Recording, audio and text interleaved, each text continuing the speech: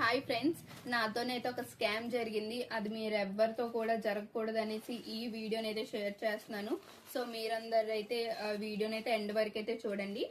2 days back ఈ parcel అయితే వచ్చిందనమాట. హస్బెండ్ అయితే రిసీవ్ చేసుకున్నారు. నేను కిచెన్లో కుకింగ్ చేస్తున్నాను. తిని వెళ్ళారనమాట తీసుకోవడానికి. అయితే అడిగారు అప్పటికి, ఏంటి ఏమైనా ఆర్డర్ పెట్టావా, క్యాష్ ఆన్ డెలివరీ వచ్చిందనేసి. నేను కిచెన్ నుంచి అన్నాను, ఏజియో నుంచి అయితే ఒక కుర్తీ ఆర్డర్ పెట్టాను, అదేమో రిసీవ్ చేసుకొని అన్నాను. తిని ఇంకా డెలివరీ బాయ్కి అడగలేదనమాట. అంటే దేని నుంచి వచ్చిందో అడగకుండా పేమెంట్ చేసేసి పార్సల్ని అయితే తీసుకున్నారు.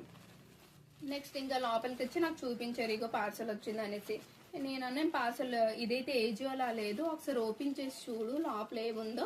ఏమో మరి అత్తమ్మో వదిన ఎవరైనా ఆర్డర్ పెట్టుంటారు కదా, ఒకసారి చూడు అనేసి.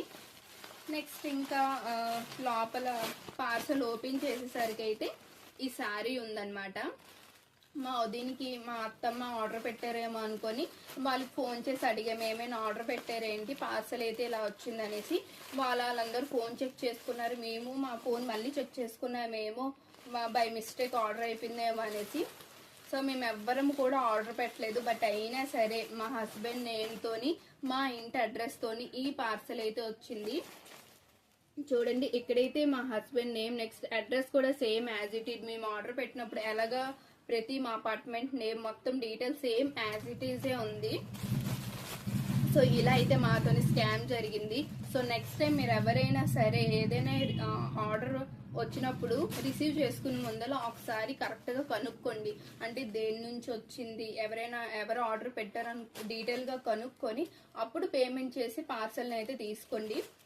ఇప్పుడు ఈ శారీ ఏం చేయాలో అర్థం కావట్లేదు. చూడండి ఎలాగుందో ఈ శారీ.